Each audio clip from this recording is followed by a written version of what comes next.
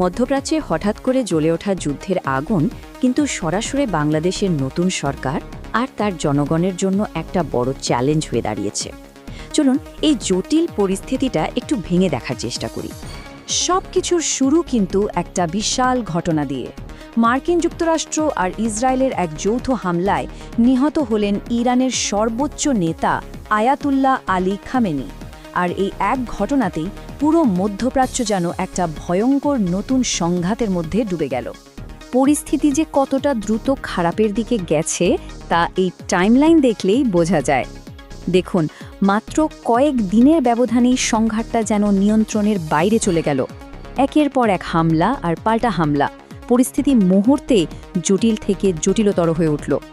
আচ্ছা, এবার চলুন সংকটের গভীরতায় যাওয়া যাক। ঠিক কী ঘটছে মধ্যপ্রাচ্যে, যা এখন পুরো বিশ্বের মনোযোগ কেড়ে নিয়েছে? ব্যাপারটা এখন আর শুধু একটা বিচ্ছিন্ন হামলা নেই, এটা একটা পুরোদস্তর সামরিক সংঘাতে রূপ নিয়েছে। একদিকে ইরান প্রতিশোধ নিতে মরিয়া, অন্যদিকে আমেরিকা ইরানের সামরিক শক্তিকেই যেন গুঁড়িয়ে দিতে চাইছে। এর মধ্যে সবচেয়ে দুঃখজনক হলো সাধারণ মানুষের মৃত্যু।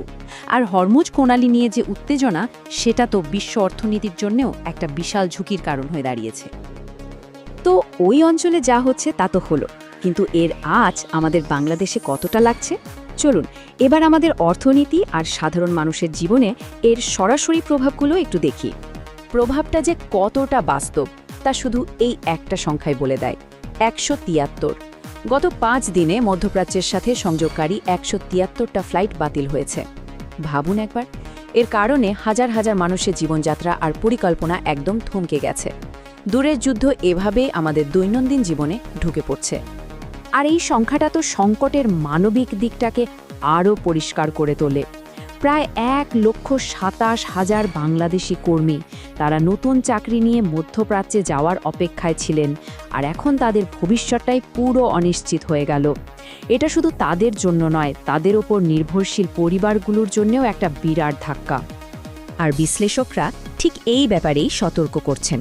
আমাদের অর্থনীতির অন্যতম চালিকা শক্তি হল এই প্রবাসী আয় বা রেমিটেন্স। এখন এই পরিস্থিতি যদি লম্বা সময় ধরে চলে, তাহলে আমাদের রেমিটেন্সের ওপর এর একটা মারাত্মক নেতিবাচক প্রভাব পড়বে। এটা শুধু অর্থনীতির বিষয় না, বহু পরিবারের সামাজিক সুরক্ষার প্রশ্ন এর সাথে জড়িত। আরেকটা বড় উদ্বেগের জায়গা হলো জ্বালানি। আমাদের হাতে এই মুহূর্তে প্রায় 1 মাসের জ্বালানি মজুদ আছে। আপাত দৃষ্টিতে এটাকে যথেষ্ট মনে হলেও যুদ্ধ যদি দীর্ঘস্থায়ী হয়, তাহলে কিন্তু সামনে একটা বড় সংকট অপেক্ষা করছে। আর তার মানেই হলো জ্বালানির দাম কয়েক গুণ বেড়ে যাওয়ার আশঙ্কা। তো এই রকম একটা চতুর্মুখী চাপের মুখে বাংলাদেশের নতুন সরকার আসলে কি করছে, তারা কিভাবে এই পরিস্থিতি সামাল দিচ্ছে, চলুন সেটা দেখা যাক। সরকার আসলে 2 দিক থেকে পরিস্থিতি সামাল দেওয়ার চেষ্টা করছে। একদিকে আন্তর্জাতিক পর্যায়ে বিশেষ করে আমেরিকার সাথে যোগাযোগ করে সম্পর্ক ঠিক রাখার চেষ্টা চলছে, আর অন্যদিকে দেশের ভেতরে সবাইকে সম্ভাব্য সংকটের জন্য প্রস্তুত করা হচ্ছে। জ্বালানি সাশ্রয়ের মতো বিষয়গুলোতে জোর দেওয়া হচ্ছে। সরকার কিন্তু শুধু অভ্যন্তরীণ প্রস্তুতির ওপর বসে নেই, বরং সংকট দীর্ঘায়িত হলে কি হবে সেই চিন্তা থেকে বিকল্প পথও খোঁজা হচ্ছে। দেশের জ্বালানি সরবরাহ নিশ্চিত করতে যুক্তরাষ্ট্র আর ইন্দোনেশিয়ার মতো দেশের কাছে সহযোগিতার জন্য আনুষ্ঠানিকভাবে অনুরোধ করা হয়েছে। এটা নিঃসন্দেহে একটা দূরদর্শী পদক্ষেপ। মজার ব্যাপার হলো, এই আন্তর্জাতিক সংকট সামাল দেওয়ার পাশাপাশি কিন্তু নতুন সরকার দেশের ভেতরের বিষয়গুলো থেকেও মনোযোগ সরায়নি। তাদের অভ্যন্তরীণ নীতি আর কর্মসূচিগুলো পুরোদমে এগিয়ে চলছে। দেখুন, একদিকে যখন বিশ্বজুড়ে সংকট, তখনও দেশের ভেতরে পরিবেশ রক্ষা, আইন শৃঙ্খলা পরিস্থিতির উন্নতি, এমনকি ঢাকার যানজট কমানোর মতো বিষয়গুলো সরকারের ভাবনায় আছে। তার মানে তারা একটা সমান্তরাল এজেন্ডা নিয়ে কাজ চালিয়ে যাচ্ছে। আর এর মধ্যে স্বরাষ্ট্রমন্ত্রীর এই কথাটা কিন্তু বেশ গুরুত্বপূর্ণ। তিনি যখন বলেন পুলিশকে আর রাজনৈতিক হাতিয়ার হিসেবে ব্যবহার করা হবে না, তখন এটা একটা বড় ধরনের নীতিগত পরিবর্তনের ইঙ্গিত দেয়।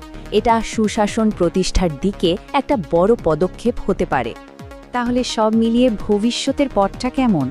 বাংলাদেশের সামনে এখন কি চ্যালেঞ্জ আর কোন সম্ভাবনাগুলোই বা রয়েছে? আসলে মূল প্রশ্নটা কিন্তু এটাই।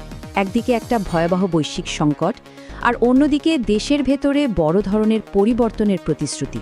এই দুটো বিষয়ের মধ্যে ভারসাম্য রক্ষা করাটাই হবে নতুন সরকারের জন্য সবচেয়ে বড় পরীক্ষা। শেষ পর্যন্ত এই জটিল পরিস্থিতি থেকে বেরিয়ে আসার পথ সম্ভবত দুটো। প্রথমত, যে কোনো মূল্যে দেশের ভেতরের স্থিতিশীলতা ধরে রাখা, আর দ্বিতীয়ত, সংকটের সময়ে সব ক্ষেত্রে নতুন নতুন বিকল্প খুঁজে বের করা, সেটা জ্বালানি হোক বা শ্রমবাজার। এই দুটো কাজ কতটা সফলভাবে করা যায় তার উপরই হয়তো বাংলাদেশের ভবিষ্যৎ অনেকাংশে নির্ভর করছে।